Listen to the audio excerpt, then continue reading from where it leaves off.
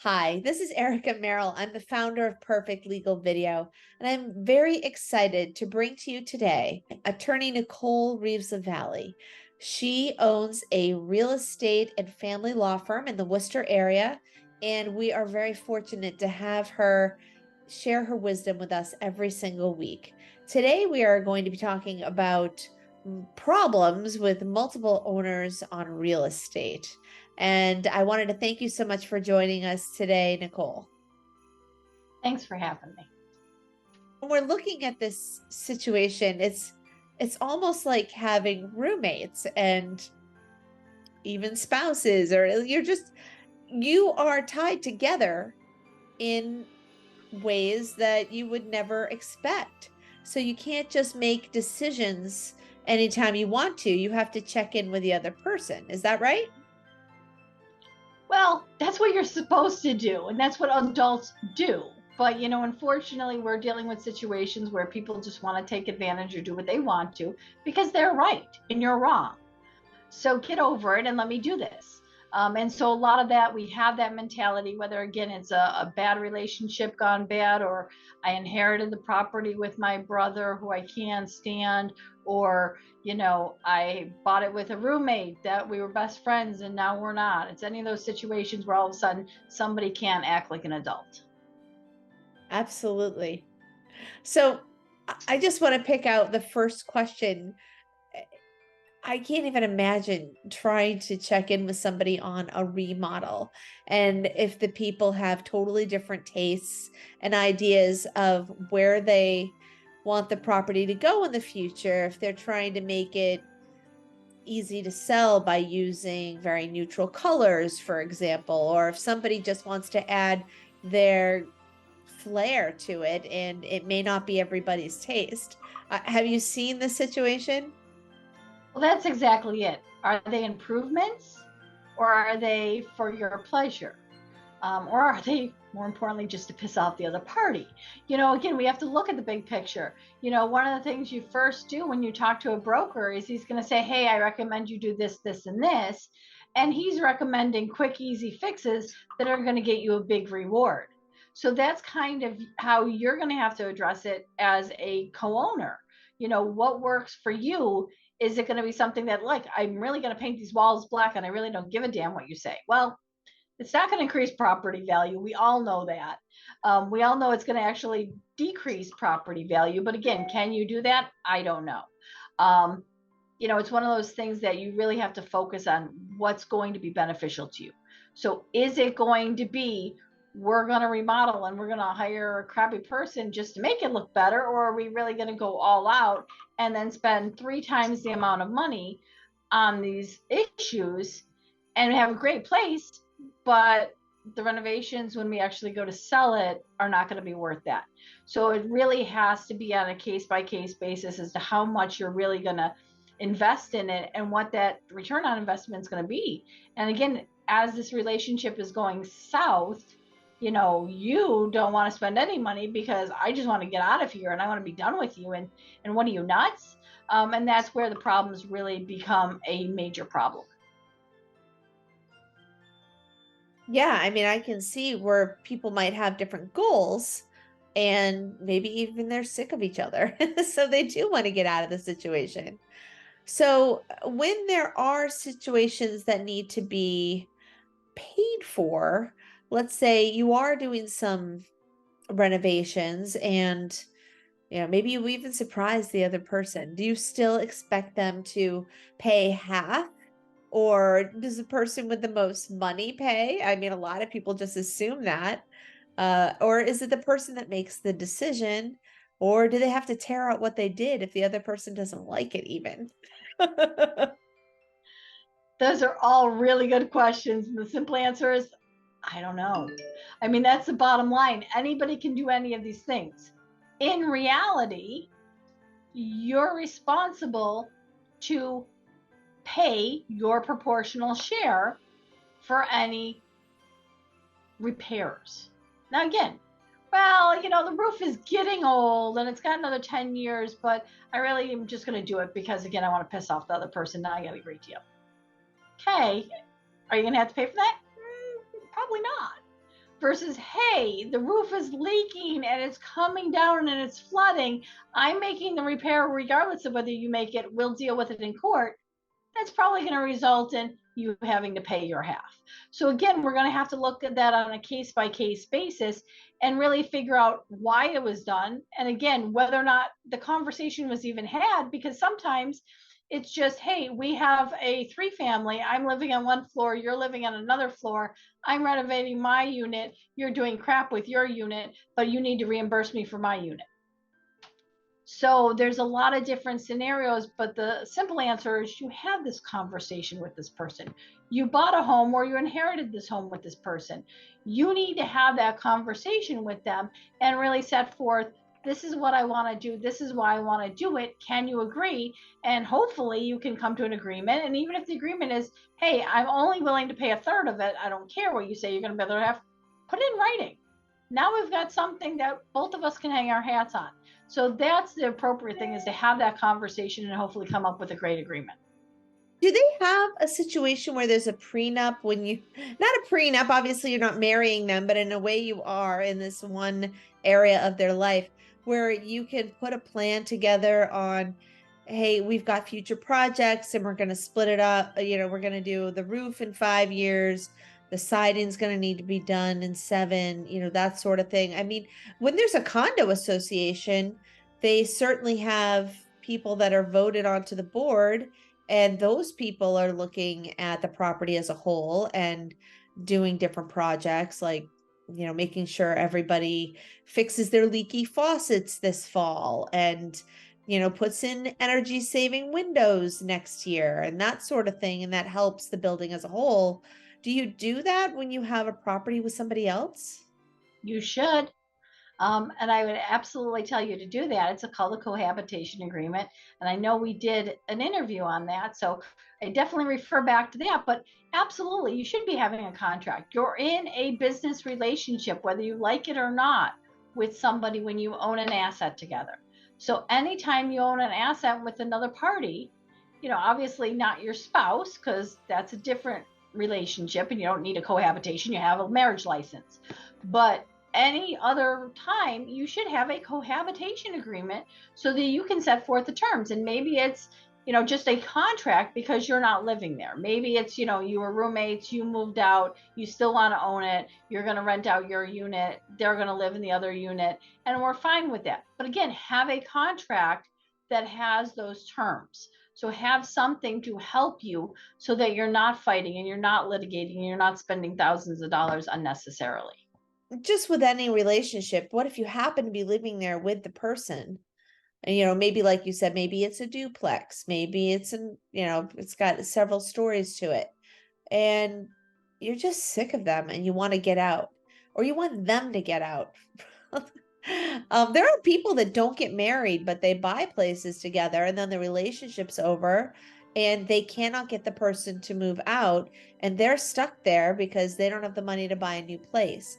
I mean, that's a pretty tricky scenario. You end up living with your ex for a very long time because nobody will move. Have you seen that happen before? Absolutely. And I think in your scenarios, it was like the best case scenario because we had different units. And you could at least have a degree of separation, maybe not as far as you wanted to, but you can always go, hey, I'm just going to make sure I'm going in the back door, or I'm going to park on the street, or whatever it is, so I can avoid seeing that person. What makes it really hard is when it's one house and it's a single family and we're living together and one of you is basically forced to move into one of the other bedrooms. And even that, you have to see each other when you're making dinner and you have to go to the bathroom, and you have to watch TV now in your room, and you can't really have your friends over because they're there and they won't get off the damn couch and they're walking around in their underwear. Those are the scenarios that just progressively get worse. So the good thing is when you do have people in different units, it's a little more palatable. And it's just something to think about. But, we've had the situation where we're going to trial and these people are living under the same roof. And, people are saying things, and of course, it's never true. They're not telling the truth, and you know that over and over and over again. Simple fact of the matter is that you've got to deal with the situation, and you got to go home to that situation. Those are the ones that always scare me the most, because they're usually going to result in a restraining order or criminal charges or something of that nature. So hopefully, if you're in that situation, you can work opposite shifts or something else so that your time in that household is very limited. But at the end of the day, can you get them out? It's really up to the discretion of the court. Really depends on what's going on. Simple answer is don't depend on it. Highly unlikely that you're going to be able to get them out of the house. And it would definitely be on a case by case basis. But generally speaking, I'm going to say no. That is really sad. I know somebody in that situation and they even have a kid with them, but they've had a new boyfriend for 2 years, an old love actually from high school, but he can't come over to the house and little annoying things that the other person does, leaving, piles of dishes in the sink and that sort of thing. It's yeah, it's a tough situation and they absolutely can't do anything about it. Absolutely. And it does create a problem. Like I said, it's one of those things that we're just waiting. We as the attorneys are just sitting there looking at it going, at some point, either the criminal court's going to get involved, or district or probate court's going to get involved with a restraining order, because really it's just bottling it up and it's boiling over. And you know I give kudos to the people that actually can go home and compartmentalize and actually put it aside and go, it's only for a period of time, but it does make it hard. How long does the court process take? I mean, for that situation, they really can't do anything. But if you had another situation with like someone decorating in some crazy loud fashion, or trying to charge you for, or maybe somebody's not pitching in on a needed repair, that sort of thing. I mean, I'm sure they all take different time frames. Can you give us some idea on what those might be for those different situations? I would say probably the repairs are probably the easiest in terms of duration. So realistically, anything under $7,000 or 7,000 or less, you can go to small claims. Small claims are gonna really be anywhere from 6 to 9 months, and yes, that's short in the court world. So that would be the ideal goal. Obviously, if it's something that it's a noise ordinance or something of that nature, again, maybe we're getting an injunction. Those are going to be really quick, but they're short, sweet, very limited issues. So again, you cannot have the music blaring between these hours and these hours, or you have to do this, and this. And that you find a lot of times in landlord tenant situations. So those are going to be a quick turnaround where you're going to get results in under 30 days. Doesn't mean it's going to fix the problem. It means you're going to get a court order. And then depending on how they actually respond, maybe you never come back. Maybe you have to come back more often than not. So really temporary solution, if you will. And then obviously, if you're doing a partition to partition, or you're doing a breach of contract, if you have a cohabitation or an agreement, and you're not looking to sell, those are going to take you the most amount of time. And that could be anywhere from, on an average, 15 months up to 3 years. So it can get very lengthy. So I guess if you really need to make some changes, start now.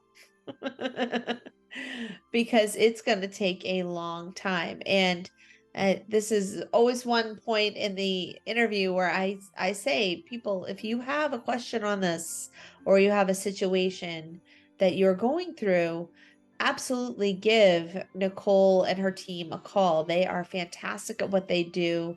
They will give you the strategies that will help you get a great outcome. She can give you a really honest answer and help you out with your situation. And so when we're talking about these situations with reimbursement, I know that if you can't come to terms, because the courts want you to work it out for yourself, right? And then will they actually say this person gets a reimbursement of X amount? They will address it, again, depending on what the pleading is and what you're actually seeking. But yes, in a petition to partition, a lot of times that's exactly what we're addressing, is because we're going to force the sale as the court. So we need to know that we've got, $200,000 net proceeds. How do we divide it? And now the question is, well, Sally paid for $20,000 for roof repair, but Derek paid for $50,000 for remodeling, and they originally agreed to it, but they didn't later on. So are we going to offset and give Derek $30,000, or is the court going to go, yeah, but that also increased the value of the property? So again, the court is going to do that analysis for you, and if you can't come up with an agreement, the court will make a decision. Ultimately, my suggestion again is to sit down with each other, and or an attorney or a mediator, so that we can come up with a resolution rather than letting the court make that determination, because the court's going to make a determination and chances are neither party's going to feel like they won. It's a good outcome if both people are equally unhappy, right? Absolutely. So we've covered a lot of topics, and things can get pretty petty, I think, in some of these situations. Is there any advice that you can give us if we are in a co-ownership position and we'd like to make some changes? I'm going to tell you to try to be an adult and take the high road. Yeah, it may not make you feel better, and I'm happy to take your money. But at the end of the day, guess what? A lot of times these things are petty in nature. They're nominal. Again, we're fighting over, well, I painted this room and I want $100 an hour in labor. What? You're an owner. Like, you don't get to have your own labor.